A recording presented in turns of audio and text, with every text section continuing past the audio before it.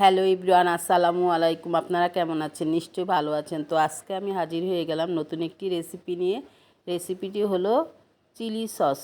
Chilli sauce বানাতে যা যা লাগবে এখানে সব কিছু নেওয়া আছে: রসুন, শুকনা মরিচ, টমেটো কুচি, লবণ, চিনি, তেজপাতা, দারচিনি, এলাচি, এগুলো সব কিছু এখানে নেওয়া আছে। ভিনেগার, ঘি, তেল সব কিছু এখানে আগে থেকে নিয়ে রেখেছি। এই তো টমেটো কুচি দিয়ে দিলাম, রসুন কুচিগুলো দিয়ে দিলাম। এখন শুকনা মরিচগুলো দিয়ে দিচ্ছি এক এক করে। আগে থেকে একটা প্যান বসিয়ে রেখেছিলাম। এখন 1 চামচ লবণ দিয়ে দিচ্ছি, দেখতেই তো পাচ্ছেন। এটাকে সিদ্ধ করার জন্য দিয়ে দিলাম।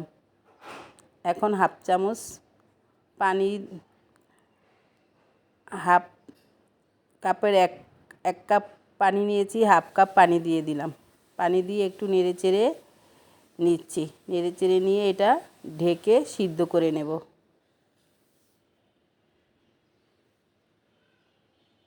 এই তো আমি ঢাকুন দিয়ে ঢেকে দিলাম। এই তো আমার টমেটো আর মরিচ, রসুন একসাথে সিদ্ধ হয়ে গেছে।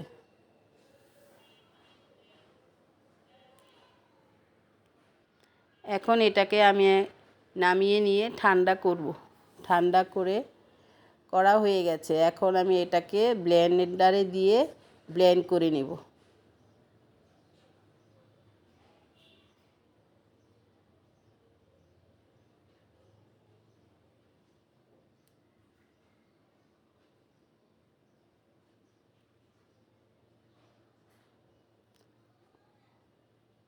এই সসটা যদি আপনি বাসায় বানিয়ে রাখেন তাহলে পিজাতে, বার্গারে, যে কোনো খাবারের ভিতরে দিতে পারবেন। মুরগির তরকারি, মাংসের যে কোনো তরকারির ভিতরে এই সসটা দিলে অনেক লোভনীয় একটা খাবার হবে। এই তো আমার সসটা ব্লেন্ডার করা হয়ে গেছে।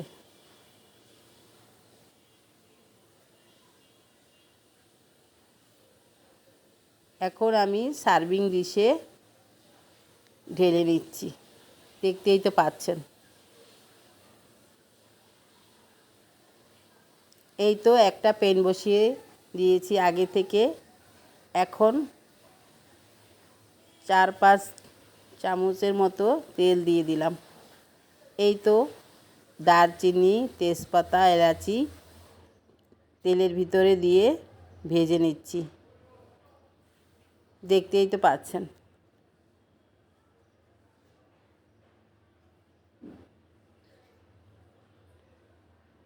এগুলো ভাজা হয়ে গেলে উঠিয়ে নেব।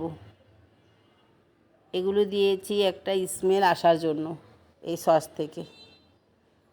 আপনারা না দিলেও এটা অ্যাভয়েড করতে পারেন, কোনো সমস্যা নেই। বাসায় এইভাবে একবার বানিয়ে দেখতে পারেন, ট্রাই করতে পারেন।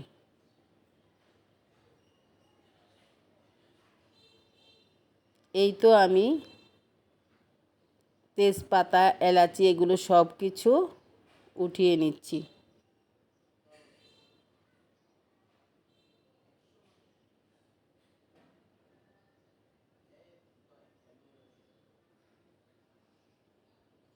এখন তেলটা গরম হয়ে গেছে।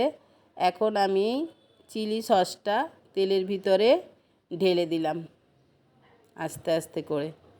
এখন আমি সুন্দর করে এটাকে নেড়ে চেড়ে নেব। এই তো আমি এপাশ ওপাশ করে নেড়ে চেড়ে নিচ্ছি।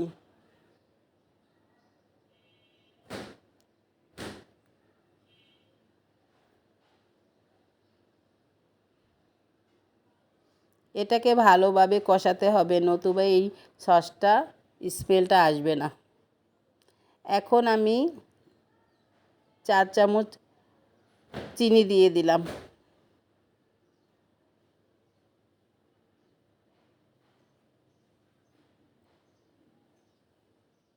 এখন আবার একটু নেড়ে চেড়ে নিচ্ছি।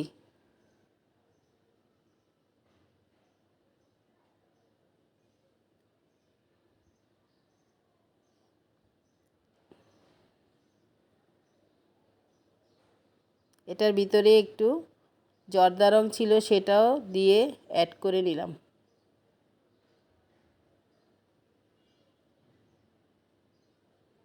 এখন 1 চামচ ঘি দিয়ে দিচ্ছি, দেখতেই তো পাচ্ছেন।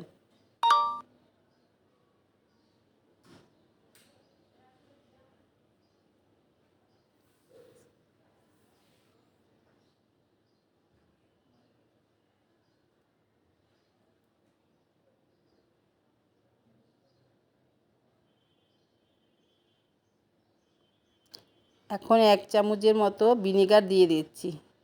ভিনেগারটা না দিলে এই সসটা রাখা যাবে না অনেক দিন পর্যন্ত, তাই ভিনেগারটা দিতেই হবে।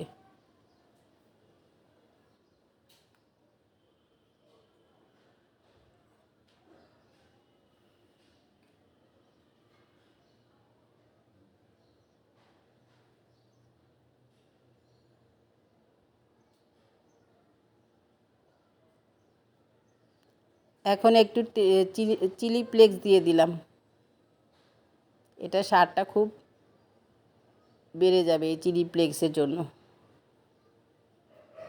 আর একটু চিলি ফ্লেক্স অ্যাড করে দিলাম। দর্শক, আমার এই চিলি সসটা যদি আপনাদের ভালো লেগে থাকে তাহলে অবশ্যই একটা লাইক দিয়ে দেখা শুরু করবেন এবং একটা কমেন্টস করে জানাবেন চিলি সসটা কেমন হয়েছে, এবং একটা সাবস্ক্রাইব করে দিবেন। যারা করেছেন তাদের অনেক ধন্যবাদ, যারা করেননি তারা এক্ষুনি একটা সাবস্ক্রাইব করে দিবেন। এই তো আমার সসটা রেডি হয়ে গেছে।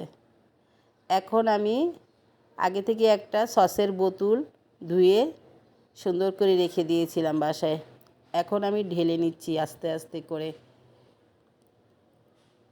তেল ঢালার কাক দিয়ে। কাকটাও আগে থেকেই ভালো করে ধুয়ে রেখেছিলাম শুকিয়ে।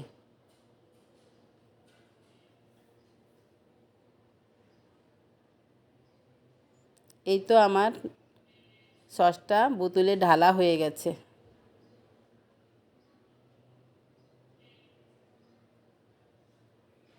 আল্লাহ হাফেজ।